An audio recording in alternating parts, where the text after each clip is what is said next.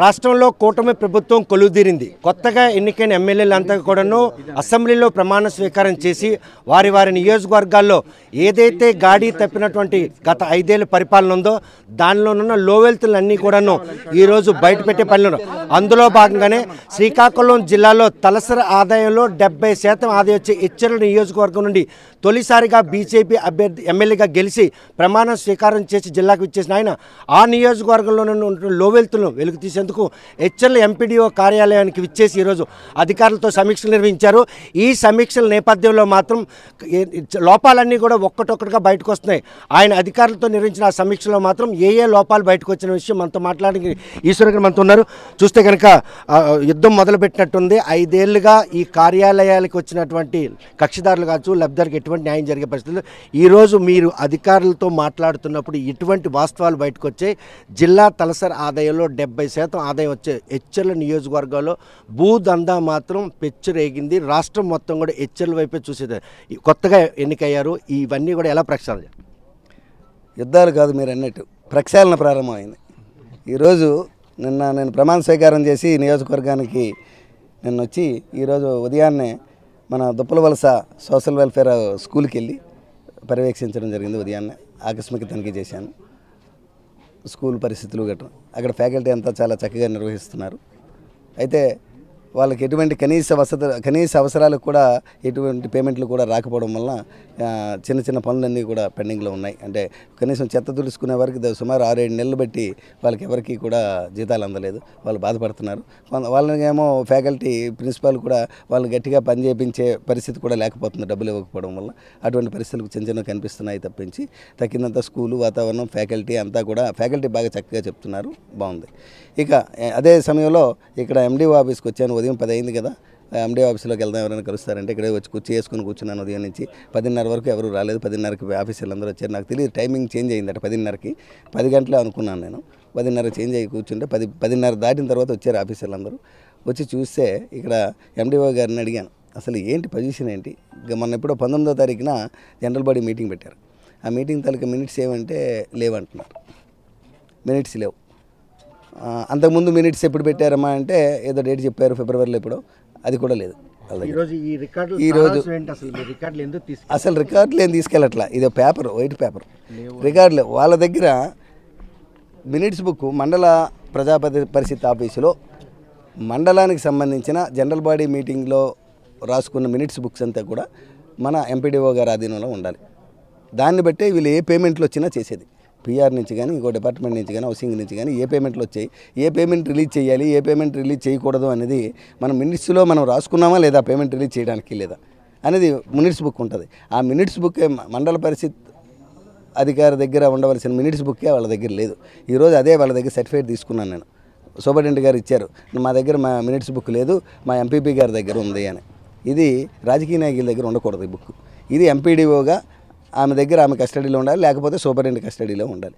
Minutes book ఎప్పుడూ కూడా వీళ్ళ దగ్గర లేదు. ఇప్పటివరకు కూడా ఇక్కడ స్థానిక ఎంపీపీ చేతిలోనే ఉంటుందట ఆ బుక్. నాకు తెలియదు, ఇప్పుడు వీళ్ళు చెప్తున్నారు. ఇంతవరకు అతను ఏ పేమెంట్ రిలీజ్ చేయమంటే ఆ పేమెంటే రిలీజ్ చేస్తారట. మినిట్స్లో ఉన్నది ఏంటో వీళ్ళకి తెలీదు. అతను ఎవరికి ఇవ్వద్దంటే మానేస్తారు, ఇమ్మంటే ఇస్తారు. అటువంటి పరిస్థితి, ఇటువంటి దారుణమైన పరిస్థితి నేను ఇప్పటివరకు ఎక్కడ చూడాల. మీ నియోజకవర్గానికి సంబంధించినటువంటి 4 మండలాల్లో కూడా ఇదే పరిస్థితి నెలకొని ఉన్నటువంటి ఒక ఏకపక్ష పోకడ కనబడుతుంది. ఎచ్చెర్లలో మొట్టమొదటిసారి మీరు చూసినటువంటి ఈ మినిట్స్ బుక్ తంతు ఏదైతే ఉందో ఈ విషయంలో గత ప్రభుత్వ హయాంలో అధికారుల చేతుల్లో అధికారం లేదన్న విషయం స్పష్టమైందా? స్పష్టంగా అధికారం లేదని కాదు, అధికారం ఉంచుకొని అధికారాన్ని దుర్వినియోగం చేశారు వీళ్ళు. అధికారాన్ని వాడుకోలేదు. ఎంపీడీఓ ఆఫీసులో అధికారాన్ని అధికారం వాడుకుంటే ఎవరు కాదంటారు? ఆఫీసర్ డ్యూటీ చేస్తే ఏ గవర్నమెంట్ మారినా పేదలకు అన్యాయం జరగదు. ఎప్పుడైతే వీళ్ళు ఆఫీసర్ డ్యూటీ చేయకుండా రాజకీయ నాయకులు చెప్పినట్టు చేసుకుంటూ పోతారో, వాళ్ళకు తొత్తులుగా మారుతారో, ఈరోజు పేదలందరూ కూడా చాలా ఇబ్బంది పడతారు. ఈ విషయాల్లో మీరు అధికారులతో ఆత్మీయ కలిగి నిర్వహించిన జిల్లా పరిషత్తులో కూడా ఈ విషయాన్ని ప్రస్తావించారు. ఎవరో ఉద్యోగస్తులు మాకు ట్రాన్స్ఫర్ వద్దు, ఇక్కడే ఉంటామని అంటే అక్కడ కూడా మీరు ఈ విషయాన్ని పునరుద్ధరించారు. ఇప్పుడు ఎవరైతే అధికారులు ఉన్నారో వీళ్ళందరూ కూడా ఇక్కడే ఉంచి పని చేయించాలనేటువంటి దృఢ నిశ్చయంతో ముఖ్యమంత్రి ఆదేశాలు. అలాగే వీళ్ళు పనిచేసే వీళ్ళు ప్రక్షాళన అవుతారా? వీళ్ళు తప్పకుండా మా ముఖ్యమంత్రి గారు ఇచ్చిన ఆదేశాల ప్రకారం మేము ఎవరితోనైనా పనిచేయగల కెపాసిటీ మాకుందండి. మేము ఎవరికి భయపడేలే కాదు. వీళ్ళు గత ఇంతకుముందు పని చేశారు కదా, వీళ్ళు మా దగ్గర పని చేయరు, వీళ్ళు మీ దగ్గర పని చేస్తారని ఉండదు. ఎటువంటి ఆఫీసర్తోనైనా పని చేయించుకోగలిగే సత్తా మా దగ్గర ఉంది, అటువంటి నాలెడ్జ్ కూడా మా దగ్గర ఉంది. ఆఫీసర్ డ్యూటీ ఆఫీసర్ చేయాలి, మేము వాళ్ళని ఏమి అనంగా. అతని డ్యూటీ వాళ్ళకి ఇచ్చిన డ్యూటీ ఏదో వాళ్ళు చేస్తే సక్రమంగా చేస్తే సరిపోద్ది. ఈరోజు చూశారు మీరు, సూపరింటెండెంట్ గారు రాసి ఇచ్చారు, నా దగ్గర మినిట్ బుక్స్ లేదండి, ఎంపీపీ ఆఫీసులో మా ఎంపీడీ ఆఫీసులో లేదు, ఈ బుక్ ఎంపీపీ గారి దగ్గర ఉంది, మా దగ్గర లేదు అని చెప్పి రాసిచ్చారు. దీని మీద ఎంపీడీఓ గారిని సైన్ చేయమంటే నేను చేయనన్నారు. మినిట్స్ బుక్ అడిగితే లేదన్నారు. మినిట్స్ బుక్ లేదు, మినిట్స్ బుక్ ఎక్కడ ఉందంటే ఎంపీపీ దగ్గర ఉందన్నారు. అదే సైన్ చేసి అదే పేపర్ రాసిమ్మంటే నేను ఏమనంటున్నారు.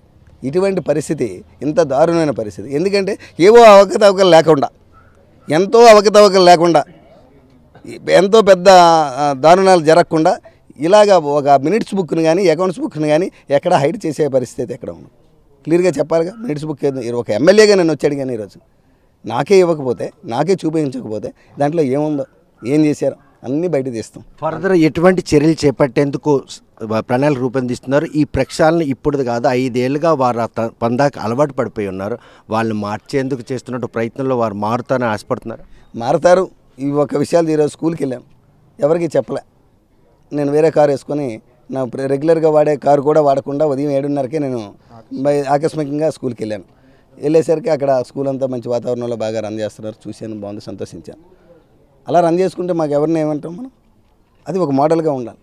నేను వాళ్ళకి ప్రిన్సిపల్ గారికి చెప్పొచ్చాను. ఈరోజు సోషల్ వెల్ఫేర్ ఆఫీసులో ఉన్నటువంటి ఈ స్కూల్ ఏదైతే ఉందో, తుప్పలవలసలా మన దగ్గర ఉన్నటువంటి సోషల్ వెల్ఫేర్ అండర్లో నడుస్తున్న స్కూల్ ఏదైతే ఉందో, దీన్ని భవిష్యత్తులో తప్పకుండా మన ఉత్తరాంధ్రలోనే, రాష్ట్రంలో కాకపోయినా మన 5 సంవత్సరాల్లో ఉత్తరాంధ్రలోనే ఒక మోడల్ స్కూల్గా చేద్దామనేది మా తపన.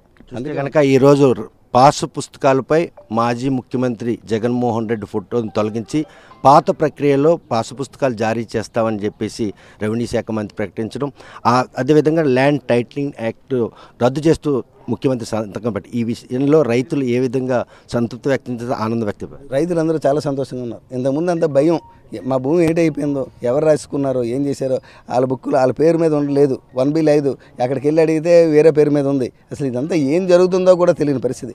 ఈరోజు చంద్రబాబు నాయుడు గారు ఎన్నికల ముందు ఇచ్చిన వాగ్దానంలో ప్రకారం ఈరోజు ఆయన ముఖ్యమంత్రి అయిన వెంటనే మొదటి సంతకం పెట్టిన 5 ఫైల్లో ల్యాండ్ టైటిలింగ్ యాక్ట్ రద్దుని ఒక ఫైల్గా సంతకం పెట్టారు. దీంతో ఈరోజు పాత ఏదైతే జగన్మోహన్ రెడ్డి గారు గత ప్రభుత్వంలో ప్రవేశపెట్టినట్టు ల్యాండ్ టైటిలింగ్ యాక్ట్ని రద్దు అయిపోయింది పూర్తిగా. ఇంతకు ముందు ఏదైతే ఉందో మన ల్యాండ్ విషయాలు అదేవిధంగా ఉండదు. ఇప్పుడు అందరికీ కొత్త పాస్ పుస్తకాలు ఇష్యూ చేస్తామంటున్నారు. మళ్ళీ ప్రభుత్వ ముద్రతో, రాజముద్రతో మళ్ళీ వస్తాయి. జగన్మోహన్ రెడ్డి లాంటి ఫోటోలతో కాదు, ప్రభుత్వ రాజముద్రతో మళ్ళీ మనకి పాస్ పుస్తకాలన్నీ వస్తాయి. అందరూ కూడా నిశ్చింతంగా ఉంటారు. రైతులందరూ కూడా భూమి అనేది ఎవ్వరూ ఎక్కడా కూడా పట్టుకెళ్ళిపోలేని పరిస్థితి.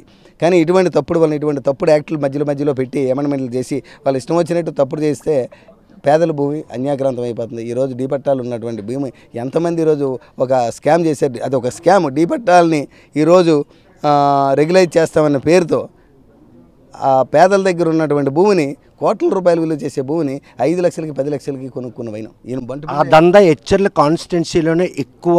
అదేవిధంగా ఎచ్చర్ల నియోజకవర్గం 4 మండలాల్లో కూడా డీ పట్టా ల్యాండ్, అటు అణువిద్యుతీకరణ, భూసేకరణ మొదలు పెడితే తీరం మొత్తం కూడా ఈరోజు డీ పట్టాలు ఆక్రమించుకునే పరిస్థితి. దాన్ని ఎలా ప్రక్షాళన చేస్తారు? అది కంపెనీ మన చంద్రబాబు నాయుడు గారు పాలసీ పెడతారు. ప్రభుత్వ పాలసీ ఏ విధంగా ఉందో దాని ప్రకారం వెళ్తామండి. చూస్తే కనుక ప్రస్తుతం ఎమ్మెల్యేగా గెలిచిన తర్వాత జిల్లాకు విచ్చేసిన 9 మంది ఆకస్మిక తనిఖీలు, ఏదైతే ఉపాధ్యాయుల విషయంలో స్కూల్ నిర్వహణ అధికారులు 5 ఏళ్ల పాటు ఆ పాలకులకి కొంగు కాస్తూ మినిట్ బుక్ ఎంపీడీఓ కార్యాలయంలో మినిట్ బుక్ ఉండాలి. ఆ మినిట్ బుక్ ఈ మండలానికి ఎంపీపీ ఇంట్లో ఉందని రిటర్న్గా రాసివ్వడం మాత్రం ఆయన ఒక్కసారిగా విస్మయం చెందారు. ఈ విషయంలో అధికారులు పనితీరు మారుకోకపోతే మాత్రం తమ అధినేత ఆదేశాల మేరకు వారి చేత ఎలా పని చేయించుకోవాలన్నటువంటి నాలెడ్జ్ మా దగ్గర ఉంది. వారిలో మార్పు వస్తేనే తప్ప మా తాలూకు ఆగ్రహానికి గురి కావద్దని చెప్పి అధికారులకు హెచ్చరిక జారీ చేసిన ఈశ్వరం. మరి అధికారులు తీరు మార్చుకుంటారా, ఈ ప్రభుత్వం అనుకూలంగా పనిచేస్తారా లేదని విషయం వేచి చూడాల్సింది. వీడియో జర్నలిస్ట్ రామకృష్ణతో సత్యం, RTV శ్రీకాకుళం. మరిన్ని వీడియోస్ కోసం ఛానల్ ని సబ్స్క్రైబ్ చేయండి. లేటెస్ట్ అప్డేట్స్ కోసం వాట్సాప్ ఛానల్ ని ఫాలో చేయండి. అండ్ లింక్ డిస్క్రిప్షన్ లో ఉంది.